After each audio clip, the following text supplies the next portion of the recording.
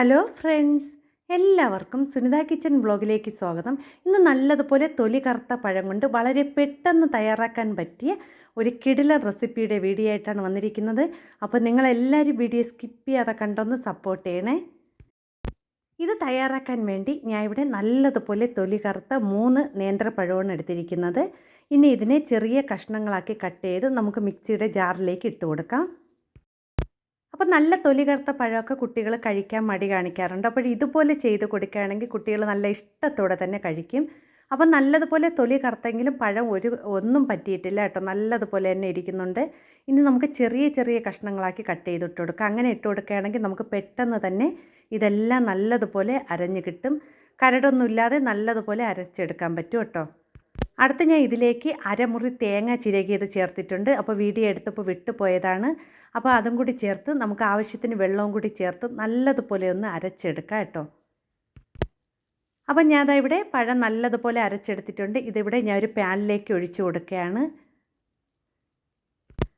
അതിനുശേഷം ഇതിനെ നല്ലതുപോലെ മിക്സ് ചെയ്ത് ഒന്ന് കുറുക്കിയെടുക്കാം കേട്ടോ.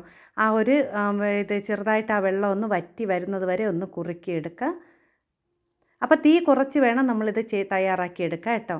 അപ്പോൾ ഇതിവിടെ നല്ലതുപോലെ കുറുകി കിട്ടിയിട്ടുണ്ട്. ഇനി നമുക്കിതിലേക്ക് മധുരത്തിന് ആവശ്യത്തിന് ശർക്കര ചേർത്ത് കൊടുക്കാം. അപ്പോൾ ഞാൻ മധുരത്തിന് ആവശ്യത്തിന് ശർക്കര പാനി കുറച്ച് ഇതാണ് ചേർത്ത് കൊടുക്കുന്നത്.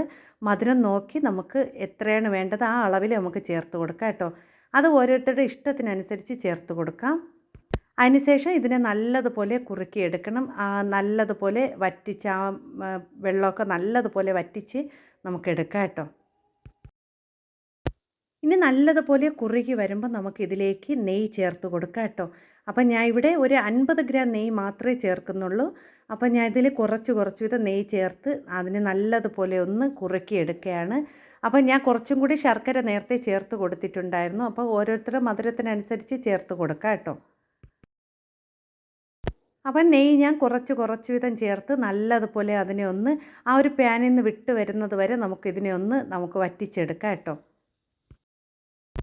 അപ്പോൾ നല്ല തൊലി കറുത്ത പഴമൊക്കെ ഉണ്ടെങ്കിൽ നമ്മൾ കളയണ്ട കേട്ടോ. ഇതുപോലെയൊക്കെ ഒന്ന് ചെയ്തെടുത്താൽ മതി. നല്ല ടേസ്റ്റിയാണിത് കഴിക്കാൻ. പഴമൊക്കെ കഴിക്കാൻ ഇഷ്ടമില്ലാത്ത കൊച്ചു കുട്ടികൾക്ക് ഇതുപോലെ തയ്യാറാക്കി കൊടുക്കുകയാണെങ്കിൽ അവർ നല്ല ഇഷ്ടത്തോടെ കഴിക്കുകയും ചെയ്യും. കുട്ടികൾക്ക് മാത്രമല്ല കേട്ടോ, മുതിർന്നവർക്കും ഒരുപോലെ ഇഷ്ടപ്പെടുന്ന നല്ലൊരു റെസിപ്പിയാണ്. അപ്പോൾ നിങ്ങൾക്ക് ഈ വീഡിയോ കണ്ടുകൊണ്ടിരിക്കുമ്പോൾ ഇഷ്ടപ്പെടുകയാണെങ്കിൽ ഒന്ന് ലൈക്ക് ചെയ്ത് സപ്പോർട്ട് ചെയ്യണേ. പുതിയ കൂട്ടുകാർ വീഡിയോ കാണുന്നുണ്ടെങ്കിൽ എല്ലാവരും ഒന്ന് എൻ്റെ ചാനലൊന്ന് സബ്സ്ക്രൈബ് ചെയ്യാനും മറന്നു പോവല്ലേ. അപ്പോൾ ഞാൻ ഇതിലേക്ക് ഇനി നെയ്യിൽ വറുത്ത് വെച്ചിരിക്കുന്ന അണ്ടിപ്പരിപ്പ് ചേർത്ത് കൊടുക്കുകയാണ് കേട്ടോ. അപ്പോൾ ഞാൻ ഇവിടെ കുറച്ച് മാറ്റി വെച്ച ശേഷമാണ് ചേർത്ത് കൊടുക്കുന്നത്. ഇനി ഇതെല്ലാം കൂടി ഒന്ന് നല്ലതുപോലെ ഒന്ന് മിക്സ് ചെയ്തെടുക്കാം കേട്ടോ. ഈ അണ്ടിപ്പരിപ്പും കൂടി ചേർക്കുമ്പോൾ നല്ല ടേസ്റ്റാണ് കേട്ടോ. ഇനി നമുക്കിതിലേക്ക് കുറച്ച് ഏലക്കപ്പൊടിയും കൂടി ചേർത്ത് കൊടുക്കാം. അത് നമുക്ക് വേണമെങ്കിൽ മാത്രം ചേർത്ത് കൊടുത്താൽ മതി. അപ്പോൾ ഞാൻ ഇവിടെ ചേർത്ത് കൊടുക്കുന്നുണ്ട്. അപ്പോൾ നല്ലൊരു മണവും കിട്ടും, നല്ല ടേസ്റ്റ് ആയിരിക്കും കേട്ടോ കഴിക്കാൻ. അപ്പോൾ ഇതിവിടെ നല്ലതുപോലെ കുറുകി വന്നിട്ടുണ്ട്. ഇനി നമുക്ക് എണ്ണ തടവി വെച്ചിരിക്കുന്ന ഒരു പാത്രത്തിലേക്ക് ഇതിനെ ഒഴിച്ചു കൊടുക്കാം കേട്ടോ. ഇനി ഇത് ഒഴിച്ചു കൊടുത്ത ശേഷം ഇതിനെ നമുക്ക് നല്ലതുപോലെ തണുപ്പിക്കാൻ വേണ്ടി വയ്ക്കാം കേട്ടോ. അപ്പോൾ നല്ലതുപോലെ തണുത്ത് കിട്ടട്ടെ. അപ്പോൾ നമ്മൾ തണുക്കാൻ വെച്ച ഹൽവ നല്ലതുപോലെ സെറ്റായിട്ടുണ്ട്. ആ പാത്രത്തിൽ നിന്നൊക്കെ വിട്ട് വരുന്നുണ്ട്. ഇനി നമുക്കിതിനെ വേറൊരു പാത്രത്തിലേക്ക് തട്ടിക്കൊടുക്കാം കേട്ടോ. അങ്ങനെ നല്ല സ്വാദിഷ്ടമായ വളരെ പെട്ടെന്ന് തയ്യാറാക്കാൻ പറ്റിയ നേന്ത്രപ്പഴവും തേങ്ങയും കൊണ്ടുള്ള ഹൽവ ഇവിടെ തയ്യാറായിട്ടുണ്ട്. ഇതെല്ലാവരും ഒരിക്കലെങ്കിലും തയ്യാറാക്കി നോക്കണം. നല്ല ടേസ്റ്റാണ് കഴിക്കാൻ.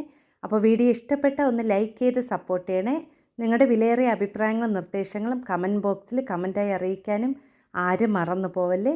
അതുപോലെ പുതിയ കൂട്ടുകാർ ആരെങ്കിലും വീഡിയോ കാണുന്നുണ്ടെങ്കിൽ ഒന്ന് സബ്സ്ക്രൈബും കൂടി ചെയ്ത് സപ്പോർട്ട് ചെയ്യണേ.